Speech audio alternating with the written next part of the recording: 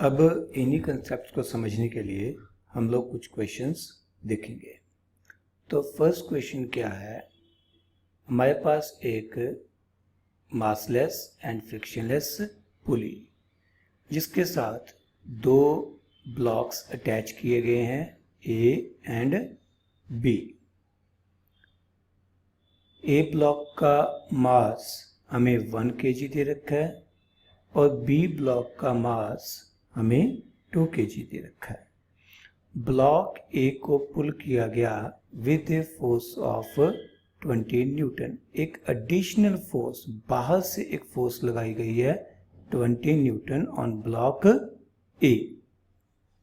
Question is what is acceleration of the either block. Solution, acceleration का formula होता है net pulling force upon mass being pulled.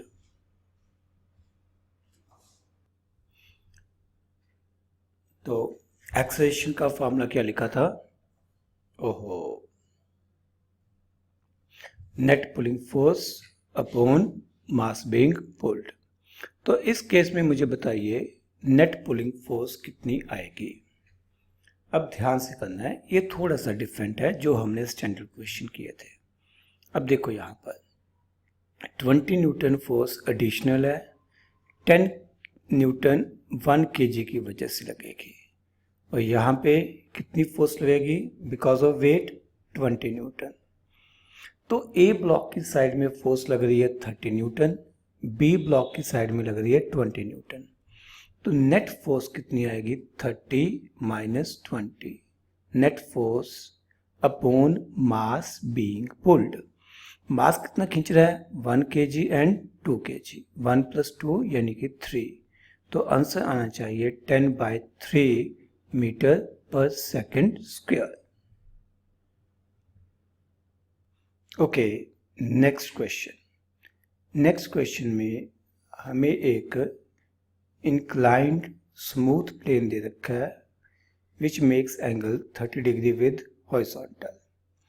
इस inclined plane के ऊपर एक ब्लॉक रखा हुआ है of mass 2 kg and this block is connected with another 2 blocks as shown in figure। One block of unknown mass is attached after passing through massless and frictionless pulley through a massless and inextensible string, and another block sorry diagram में थोड़ी गलती हो गई, ये यहाँ पे पुली बनाएंगे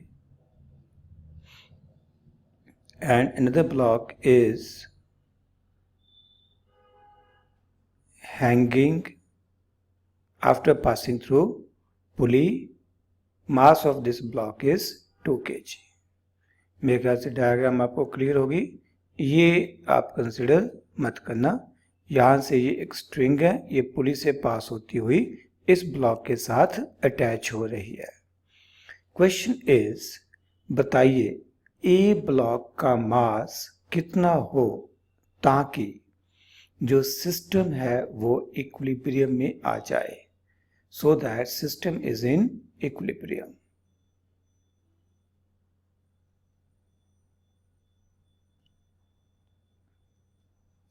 system equilibrium में कब आएगा, जब सिस्टम की एक्सेलरेशन 0 होगी। ओके, एक्सेलरेशन का फॉर्मूला हमने क्या पढ़ा था, net pulling force upon mass being pulled. अब अगर नेट पुलिंग फोर्स ही 0 हो जाए तो नेचुरली जो एक्सेलरेशन है वो भी 0 हो जाएगी। एक्सेलरेशन का फॉर्मूला हमने लिखा था net pulling force upon mass being pulled. अब यहाँ पर देखते हैं कि इधर कितनी फोर्स लग रही है, 20 न्यूटन। ये ब्लॉक कितनी फोर्स से खींच रहा है नीचे को, mg sin theta, mg sin theta.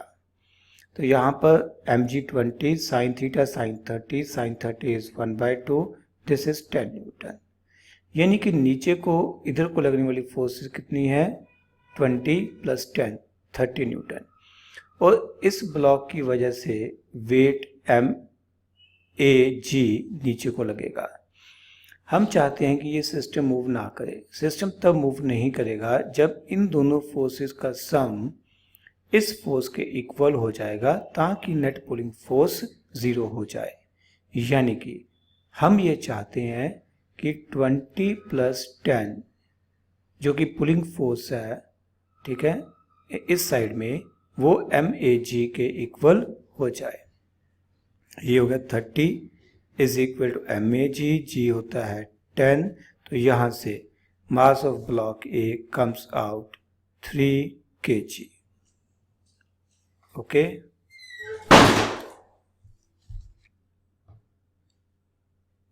Okay, next question.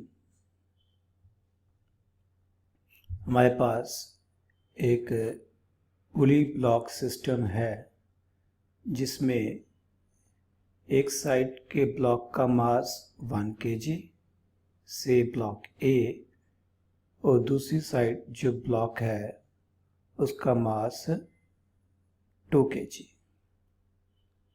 Okay, question में ये दिया है कि सिस्टम को पहले रिलीज किया गया फ्रॉम रेस्ट, ठीक है, यानी कि जब टाइम 0 था तो सिस्टम की स्पीड 0 थी और सिस्टम को रिलीज कर दिया गया। बट 1 सेकंड बाद जो बड़ा ब्लॉक है, मींस B ब्लॉक है, उसे एक मोमेंट के लिए स्टॉप किया गया। B block is stopped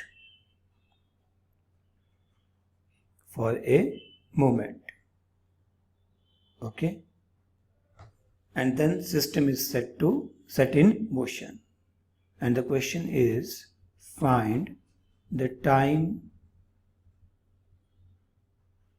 elapsed before the string is tied again.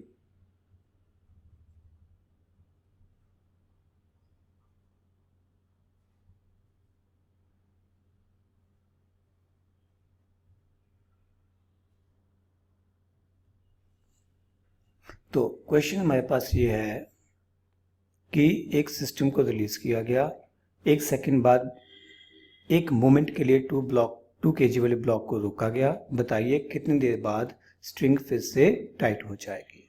पहले तो ये कैलकुलेट करते हैं कि शुरू में इस सिस्टम की एक्सेलरेशन कितनी होगी।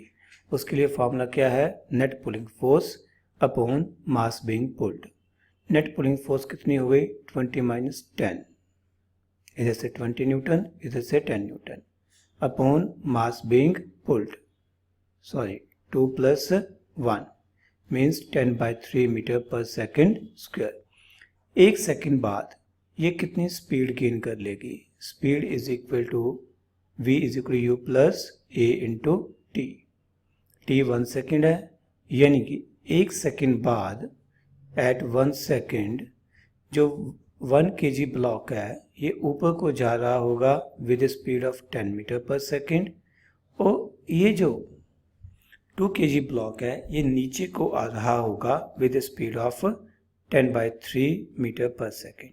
बट हमने एक मोमेंट के लिए इस ब्लॉक को रोक दिया। रोकने का मतलब क्या है कि अब ये स्ट्रिंग लूज हो गई, क्योंकि ब्लॉक A ऊपर जाता रहेगा और ब्लॉक B की स्पीड कम होके एक मोमेंट के लिए 0 हो गई है।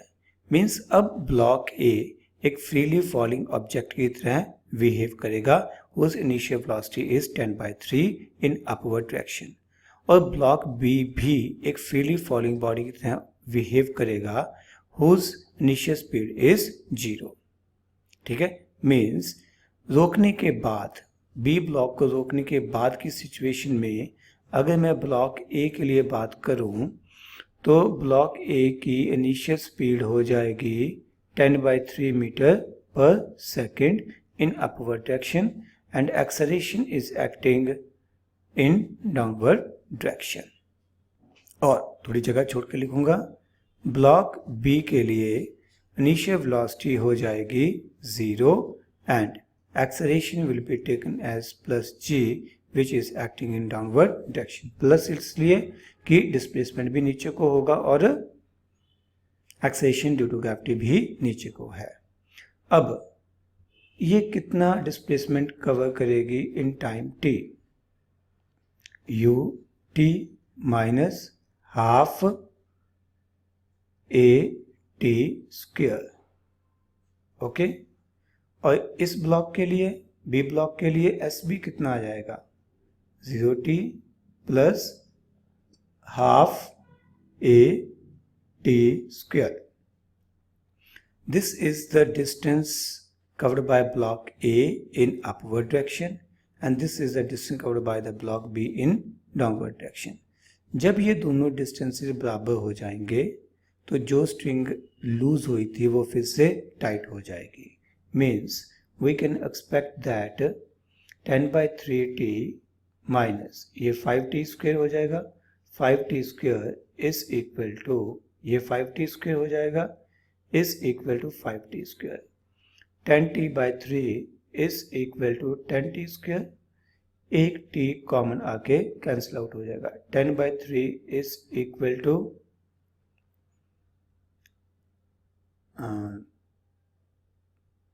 10t, यानी कि यहाँ से t की वैल्यू हमारे पास 1/3 सेकेंड आ जाएगी।